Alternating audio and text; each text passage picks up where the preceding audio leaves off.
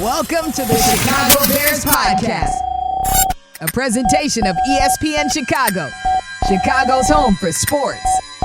Here's your host, Pat, the designer.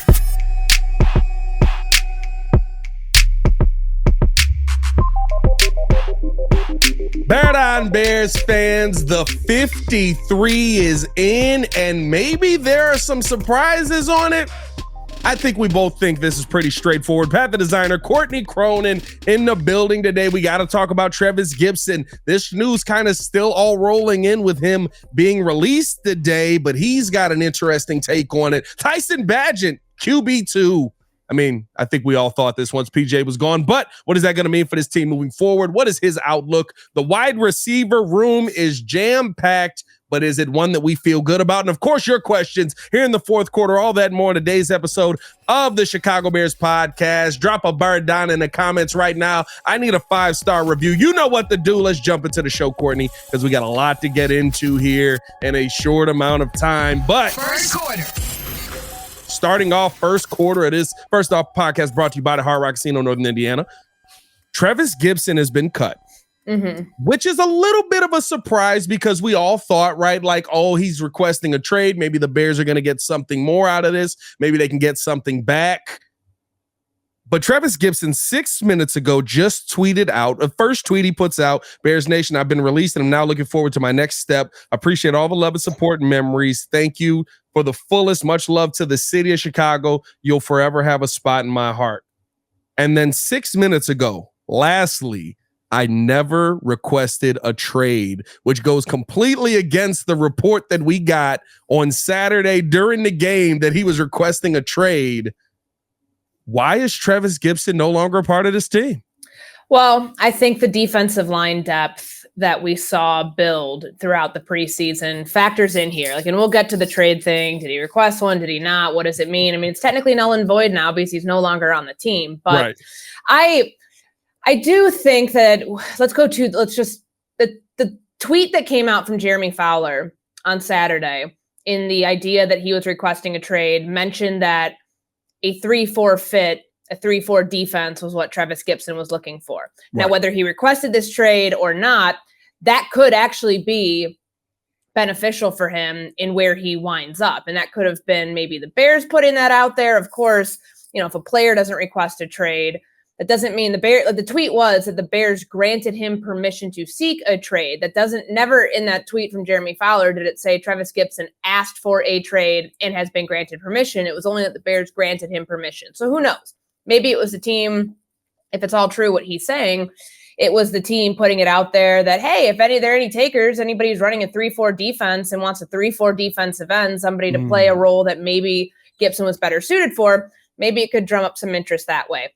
Either way, and this is a good problem for the Bears to have, their depth chart at defensive end became too full to keep Trevis Gipson on the roster. And I don't think that's a bad problem to have. He has produced, though. I mean, this is something where he and Terrell Lewis throughout the preseason were going back and forth in terms of their production. And I think that they like what they have just from the versatility you have as a pass rusher in Terrell Lewis. He's been an outside linebacker in other schemes, and he just seems to fit really well here. The strip sack, of course, was one of the most notable plays that he had during the preseason.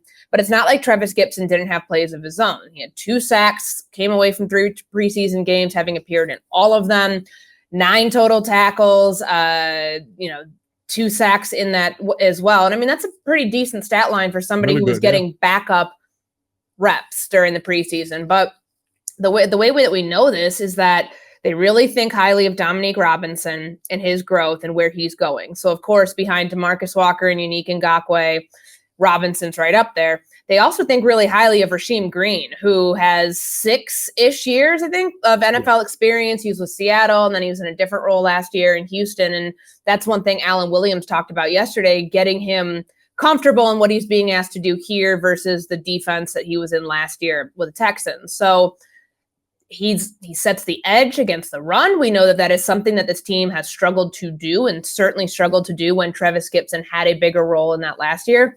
I think that you look at the entire body of work of some of these pass rushers or these defensive ends, and it's not just the pass rush that they are looking for.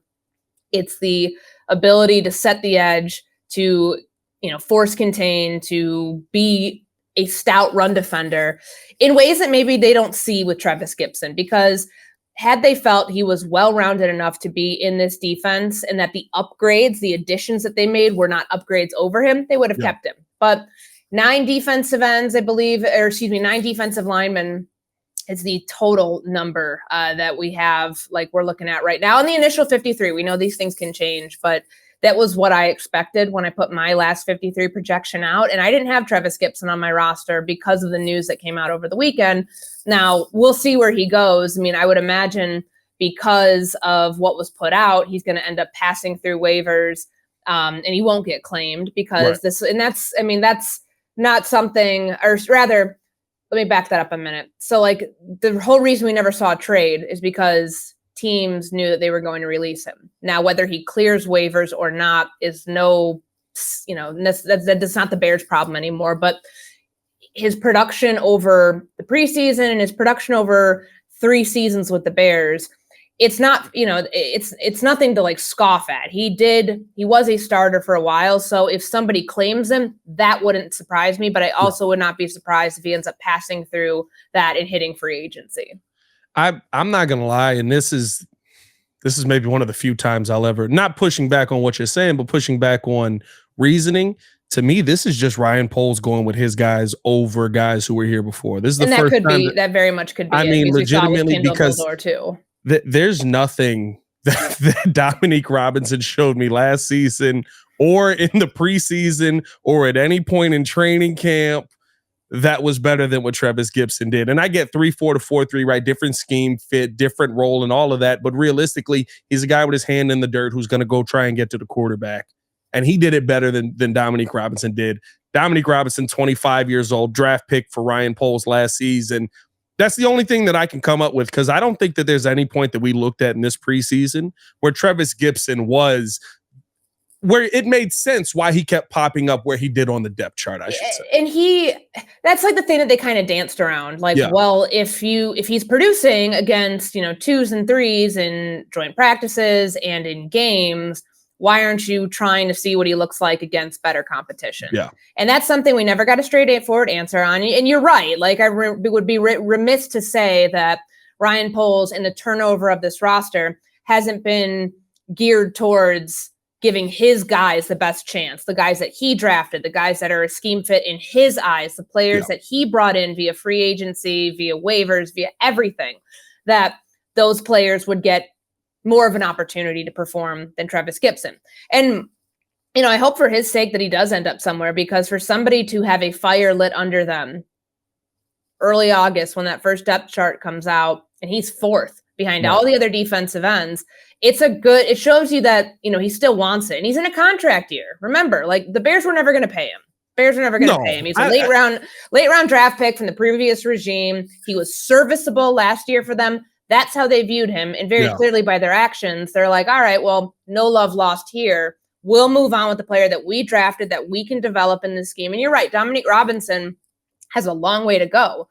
But the ceiling that there. Sack and a half from week 1 doesn't impress me, 20 weeks later. The ceiling for him, the way the Bears view this, is much higher than a Trevis Gipson. They know what they have in Gipson. They know that they've molded him to the best that they can. He had his year to prove himself last year as a 3rd-year player. Dominique Robinson was a rookie, a couple of years removed from playing wide receiver.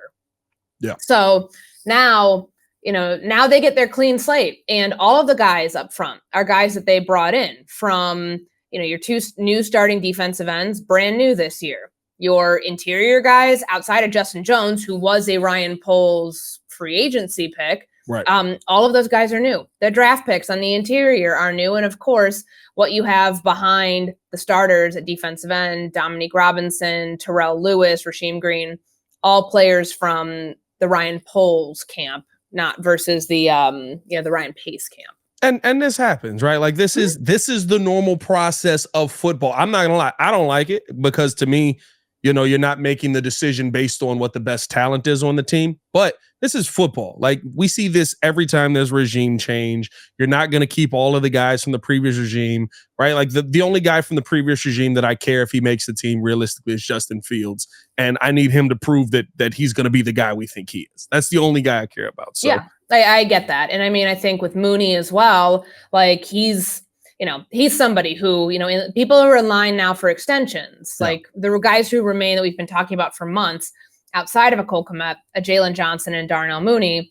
That's, I think, why you've seen that get slow played and no real action on that front, because the person who's going to be paying them is not the person who, in a way, for every move you make, you hedge part of your career, you hedge part of your reputation on the players that you bring in.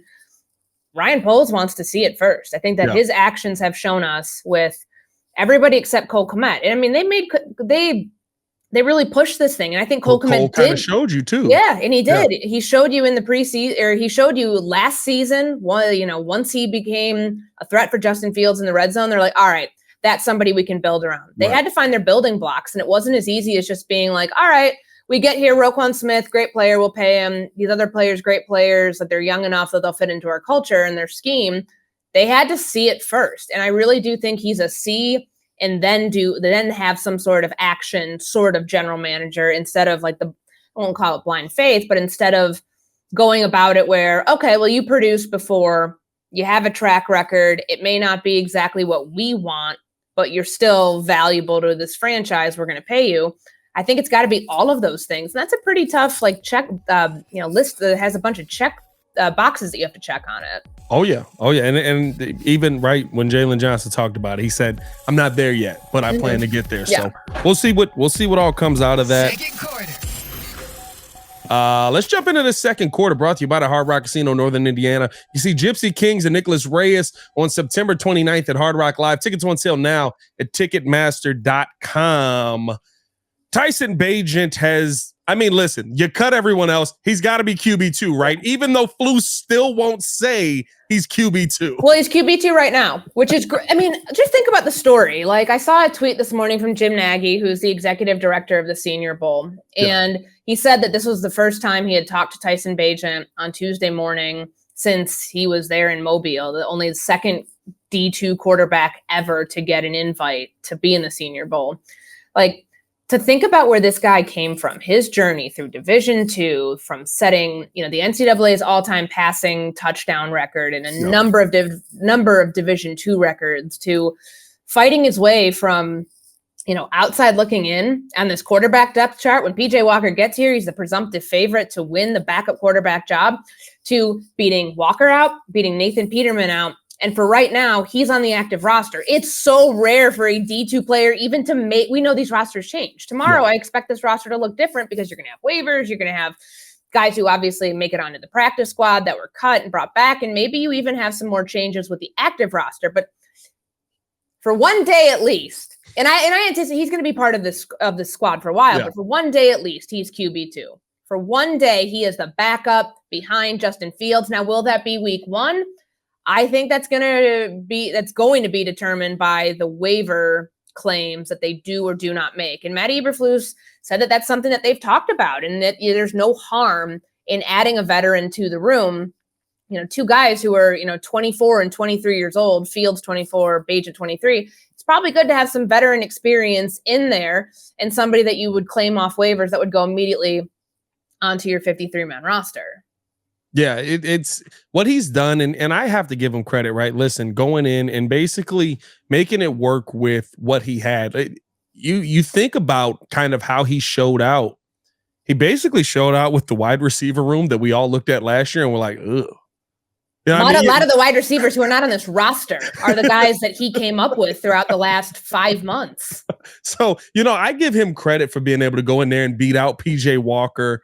Nathan Peterman, I don't think that was too much of a shock. We know what Peterman is. Yeah, but Peterman's a vet, man. Like, he's been in this league since 2017. Yeah. I'm not surprised by that, actually. The Peterman cut, they didn't have to carry him onto the 53. And that's all roster maneuvering, because they know that he's going to clear. And he wouldn't be subject to waivers anyways. He's past 4 years of service in the NFL. So he's a practice squad guy. And that's great because he was here last year. He's the second year in the offense. That's good for somebody like Justin Fields to have that in the room.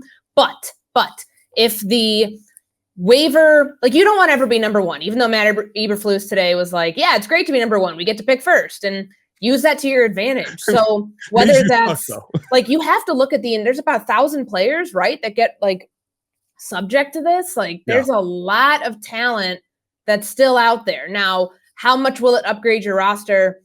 That can be minimal at best. But to have somebody like, and I have not seen Dallas's cuts yet, but like Will Grier, somebody who is an intriguing name. Bailey Zappe's out there. And I know that I'm not saying Bailey Zappe would come here via waiver claims, but there's just some names out there at the quarterback position that you could think you could talk yourself into, if you're the Bears, some veteran names that could help Justin Fields and Tyson Bagent grow, that would then put that person in line for QB2 over Tyson Bagent. And that would be okay. Either way, he's going to be on the active roster because very clearly if they didn't feel threatened that he would have not made it through, they would have just cut him and brought him back.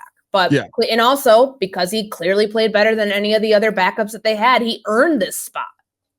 Is there a mindset on any kind of ceiling they feel on Bagent yet? Right? Do they think that he's the Bailey Zappe or the right, like one of those backup guys that has floated around the league that all of a sudden, right, there's a real competition in here? Or are they still going into this with, hey, listen, he's a good guy to have. We wanted to keep him around because he put the work in, but realistically, we hope we never see this guy. Well, they're saying the right things. I mean, and realistically, you do hope that you don't see him because that means that something went massively wrong with Justin Fields, whether it's injury or something else. And, if you have a D2 quarterback, I mean, who knows? He could have a great story. And I know that Tony Romo went to Eastern Illinois and it's not the same thing, but who knows? Maybe he'll be that guy someday. You're no EIU guy. We got the EIU guys out here. So, but they don't want to see him in games because that means more times than not, that is because something dire happened with your starting quarterback. So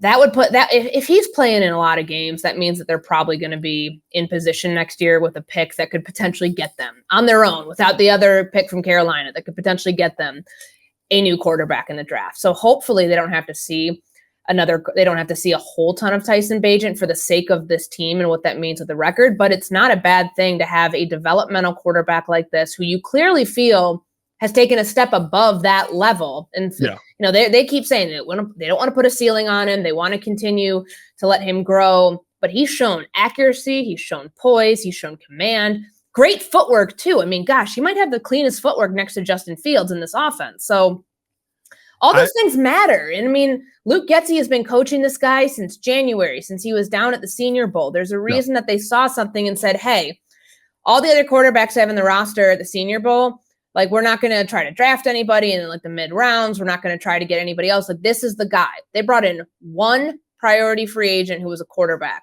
and it was Tyson Bagent. He's somebody to me who I view as like the Josh McCown guy, right? Like, you don't want him to be your starting quarter unless you're the Jets. You don't want him to be your starting quarterback for 17 weeks. But what I'm hoping he turns into at a minimum is what I saw in preseason. Yeah. He didn't throw the ball great, but he found a way to get in the end zone. He found ways to move the ball down the field. He found ways to get his guys involved. I thought the footwork in the pocket was excellent, right? His guys are moving past him, right? Like, it didn't look like a rookie. He's stepping up in the pocket, doing a good job of keeping his eyes downfield. All those things that we asked Justin Fields to do last season. I'm not saying that there's a controversy coming in here, but I like that at a minimum, you have a guy who in Tyson Bagent looks like he gets the basic fundamentals of the quarterback position because he played longer in college, and now he's going to be able to bring that to the NFL.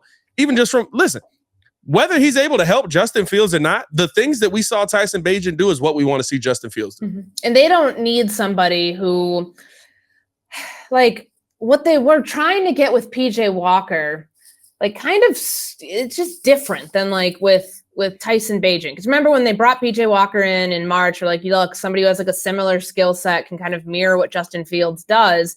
And that's not necessarily in terms of like the run game either, because they want to have him cut down, whether they'll say it or not directly. They don't want him to run as much. But like Tyson Bagent's kind of opposite of that. I think he had 12 rushing touchdowns total in 50-something career games at Shepherd. And you saw him talk about it last week where he had the rushing touchdown, these past 2 games. And he's like, yeah, like this is something I didn't do a lot in college. And that's fine. They're not trying to make him into a version of Justin Fields that becomes Justin Fields' backup, potentially, if they don't claim somebody else, if they don't try to upgrade the room with another veteran. Right. But he can grow into something different and give them a different look. And who knows how that will evolve within this offense. But I think it's a great story for right now. He is QB2. Matt Eberflus danced around it. And I feel like if they were really not going to be looking at any of their other options, which would be silly to do. Like every team does it, but it's a way to kind of protect themselves and not locking themselves into any backup quarterback before they have to. But I think like by the time it's all said and done, depending on like which, it feels like they're trending towards towards going the route of getting somebody off waivers just to bring into the room. And I can tell you right now, we probably will not know who QB2 is until that first depth chart comes out on Tuesday. Because that's the way this team wants to operate. Hey, we got government secrets to keep safe here, Courtney. It's the FBI. Come on now. You already know how we're doing it. We're the New England Patriots, right? We got 6 championships to talk about. Don't worry about it. It's just like the stuff like that I don't know. Because he's on your active roster. Like you're not exposing him to like other teams like potentially coming in and swooping him away. He's not on your practice squad where anybody can just like sign whoever they want. But I don't know. It's the way they want to operate. It's whoever your backup quarterbacks is not going to be make or break for the season. But that's the way they want to operate. They're not going to tell you whether Tyson Bagent's the guy just yet. But I think he's done enough right now to be that guy, to be in consideration for that role. We'll see if he ends up. He's also the only other quarterback on the team. Like, listen, what are you going to play? That's Roshan? why by default he's is Roshan going to be QB2? You know what I mean? QB Roshan Johnson. No, but like he's for right now, August 29th, 2023, in the year of our Lord, Tyson Bagent is QB2 on the Chicago Bears roster. I hope he celebrates this because this is such a rare thing for a guy like him. And yeah, he can ball. That experience, 50 plus games over 4 years, no matter where you're playing, that's a big deal. And I remember talking to Robert Tunyon about that today, just where he came from and people here knowing that, yes, self-aware. You're not playing at Alabama. You're not playing in the SEC. Yeah. But 50 plus games and all the starting experience he had, the yards, the touchdowns, all that stuff, the completion percentage, it was around 70%. Over the course of his career. You can't bat an eye at that.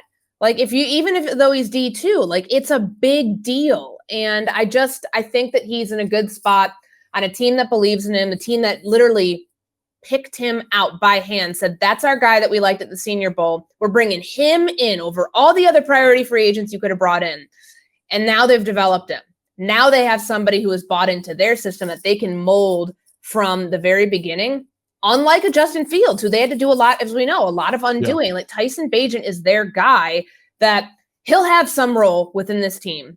I'm convinced, no matter what it is, no matter who else they bring in. I hope he celebrates it because, right, even with the experience, it doesn't mean you're going to be able to get the job done. Yeah. The Rams just cut Stetson Bennett, and there's nobody who had more college experience than him. I don't even know how it was legal for him to have as much college experience as he has in his career. He's 3 years older than Tyson Bagent. 2 years older than Justin Fields. I mean? Like, this guy played an NFL career at Georgia, so congratulations to Tyson Bagent, man. I'm glad he made the team.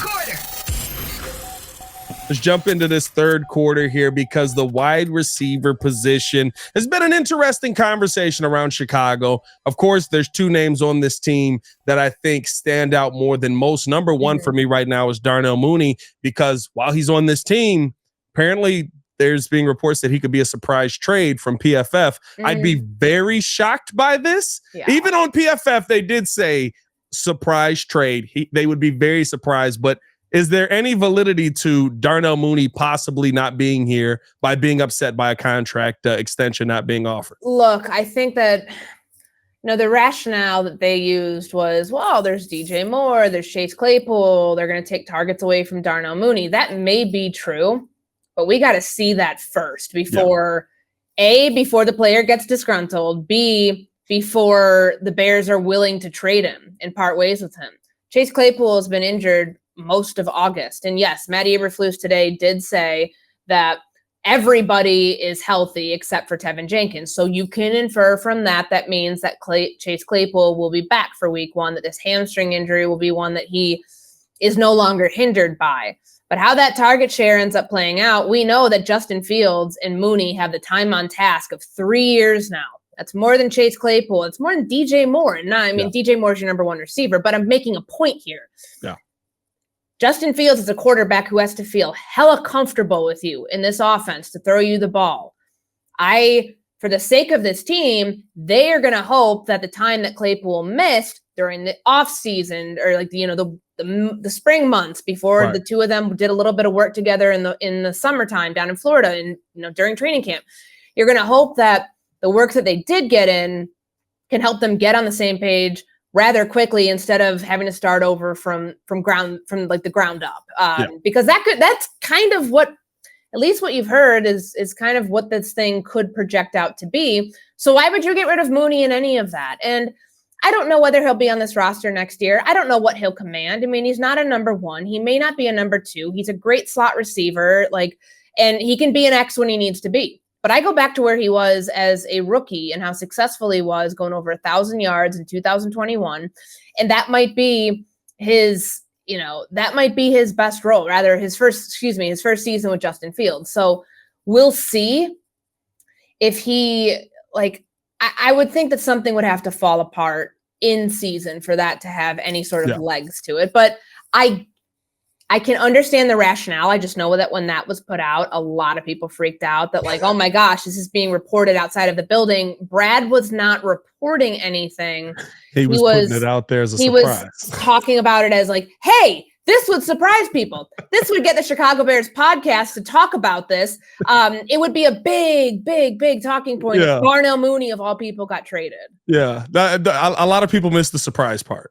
Right. When I read that on the breeze the other day, it wasn't hey, this is being reported. It's wow, if this happened, then it's an if then clause. If this happened, people would freak out and it would be a surprise. No, 100%. Velus Jones makes this roster. I think me and you both talked about, we expected him to make this roster, but by a lot of the validity that we've talked about, Tyson Bagent, Velus Jones has basically been outplayed at every step of the way. Why is Velus Jones still on this roster? Is it simply the matter of Coach Hightower loves this guy? Well, I think there's let's get this out there first. He's a 3rd-round pick from a year ago. We've said this 100 times. They're going to give him every chance to succeed because it's a black eye on the scouting staff for if they cut a 3rd-round pick a year after he gets drafted here and muffs 2 punts and drops 3 balls. Okay, that'd be that's just too much too soon. So I equate this to Laquan Treadwell, who was a 1st-round pick in Minnesota. And yes, 1st round versus 81st overall pick, whatever Velus was, there's a difference in that. But when I was in Minnesota, so he got there in 16, he was not very good. He had one or 2 catches his rookie year. His 2nd year, nothing took off, bucking heads with the coach. When they cut him before the 2019 season during this time of year, during roster cuts, it's because they had given him every single chance to show that you can be the guy, every single chance to succeed. And he didn't prove it. And there were guarantees on his contract that they had to eat. There are guarantees in Velus Jones's contract. And look, they just they have $7 million in dead cap on 2 players, Alex Leatherwood and PJ Walker. And there's kind of a mixed school of thought out there that man, what's up with Ryan Poles and his, player evaluation? This is a knock on him. Yes, and yes, because I think that there's so many general managers. I mean, this is football. Ego drives our sport. Oh, yeah. Ego drives business decisions. It drives people trying to save their jobs. And I think that Ryan Poles is in a good spot right now where he has the trust of ownership year 2 into this thing to say, hey, not every move that we've made as an organization is going to work out for the best. And you know what? Let's cut our losses while we can and improve this football team so we don't have to dwell on our mistakes simply because it's a political move, more or less, because there's finances tied to it. Right. So it can be both. It can be they're cutting their losses. It's the smart move. And yeah, they missed on this player. Like, that's okay to have both sides of the coin in this whole thing. Now, when it comes to Velus, are you saying two things can be true? You know, it's 2023. I believe we call that a dialectic in this. Dialectic in the therapy world. It's like, I'm happy and sad at the same time, or I'm tired but energetic. It's yes, two things can be true at the same time, and that's okay. But when it comes to Velus, let's go back to Friday when they put Dante Pettis on the NFI. Yeah. So Velus never had any competition for punt returner with Pettis because Pettis was on the NFI to start, and they put him on injured reserve, rather. Right. He was on NFI, comes off very briefly, handful of maybe 2 practices. He played in that preseason game in Indy, and he gets hurt again. Now he's gone, or now he's not on the roster. But that solidified it. That cut the room down right then and there. And there's some people I remember, because I tweeted about, okay, this is what happened with Dante Pettis. It's a tough go for him because he was never able to actually have competition or create it for himself against Velus Jones. But, a lot of people were like, no, it was Velus pushing Equanimous for a roster spot. All of those things can be true again in the realm of the entire 4, 5, 6 on the roster at the receiver position, or rather 5, 6, because, DJ Moore, Chase Claypool, Darnell Mooney, Tyler Scott were locks from the very beginning. But those final 5 and 6 spots were never guaranteed. And there were a lot of people pushing back that no, Velus was guaranteed a spot on this roster. Look, had he had his preseason was up and down. He was injured for a little bit of it.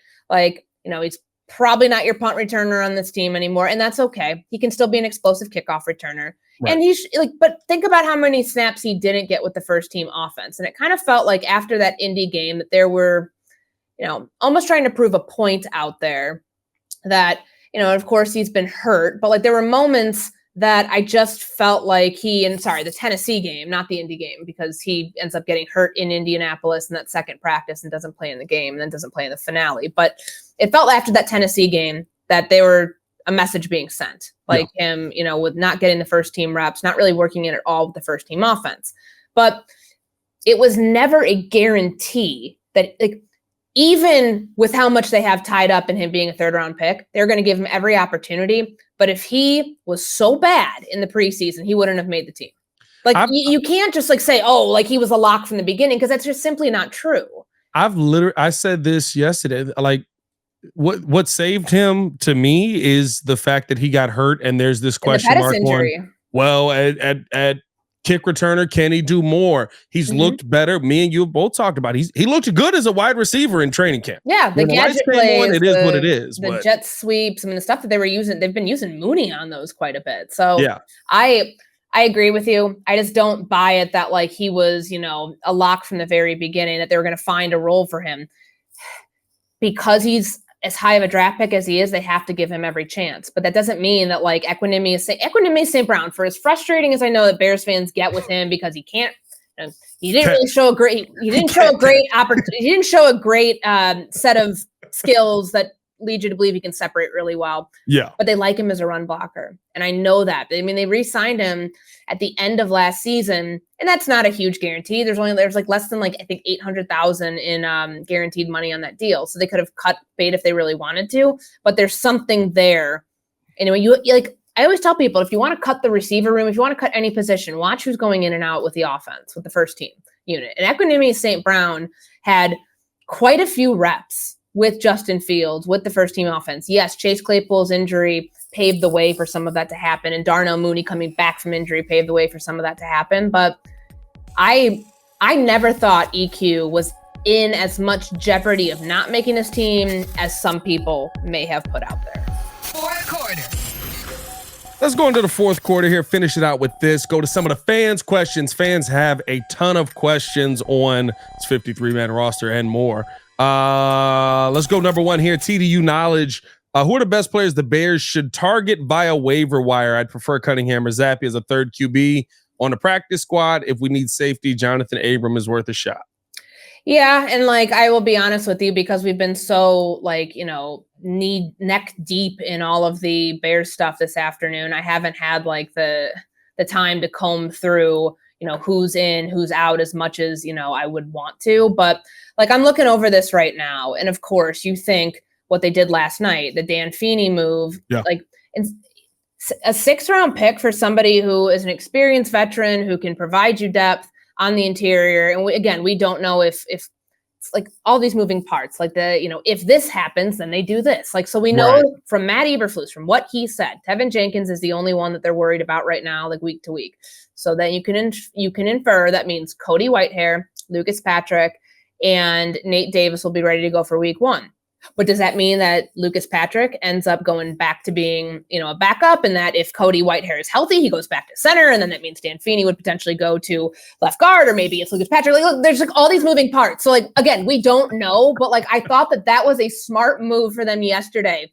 Whether Dan Feeney is a starting left guard or whether he's just depth and they use him as needed, to give up a 6th-round pick. We know Ryan Poles. We know he'll recoup that draft capital somewhere down the road because that's what he does. Like, I thought that was a smart move. Now, other places you would look, like, what are their positions of need still? Where are they thin? Quarterback, we know that's a conversation just for the backup role, that if they do find somebody that they really like and has the veteran experience. Some of the names out there. Yeah, like, I think that's one position you'd have to look at. I think that the offensive line, too, would also be still in play.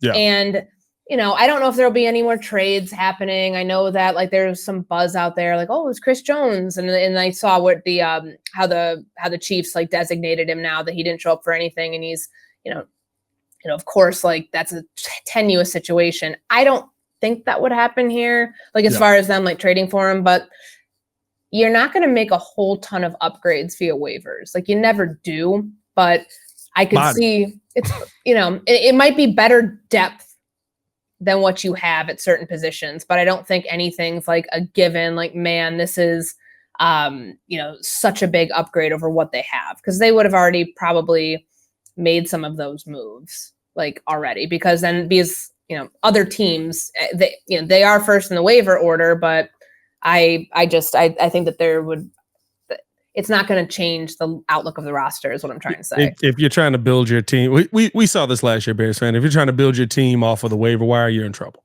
So I don't think that we're going to see a ton of waiver wire moves that the Bears make. Some, but depth moves. Chicago Sun asks, I actually love this question. How are all the Bears magically healthy? Is practice not as important to Flus as he lets on? No, I think that like we've talked about, like, and Flus was asked about it today. Like, does the way you practice, does that show you anything about like, the team, the injuries, all of that? They were cautious. This is kind of what we were talking about, like time and the fact that these injuries were happening in August versus week 1. And nobody is saying that means everyone is 100% healthy, nothing ailing them, everybody's good. There will probably be some guys who are working through things. I wouldn't be surprised to see a couple names on the injury report next week.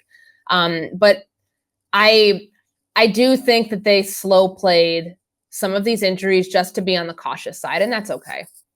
It is alarming, though. I mean, when Matt Eberflus says, oh, no, we're middle of the road in terms of the data and all the injuries, I didn't see 21 players missing from another practice last week. I only saw that happening here. I literally went looking last week at all the injury designate, like to see where we were, to be like, okay, maybe he's right. And I didn't see anybody who had nearly as many as we did. But I guess maybe, right, if you're keeping guys out just to say, he's got a lower body, but like he stubbed his toe in the morning on the way to practice, like, okay, yeah, you're middle of the pack for guys that are really hurt. Let's get one more in here. Southside Shoe. What are realistically best and worst case scenarios for the season? I think that's easy. Best case scenario, we know what Justin Fields is. Yep. And the worst case scenario is that, I'll go back to this, it'd be like that Tyson Bagent has to play in a lot of games because that means something went terribly wrong with your plan at quarterback. Hey, that's the Chicago Bears podcast. Appreciate you guys for tuning in and showing love. Appreciate Courtney for coming on. As always, hit that like button, subscribe to the page, leave a 5-star review. You know what to do. We appreciate you guys for showing love. Drop a bar down in the comments below. Y'all stay safe out there, Chicago. We'll be back tomorrow with J-Mac to break down even more on this 53-man roster. He'll probably be a little upset one of his fullbacks got cut. Peace.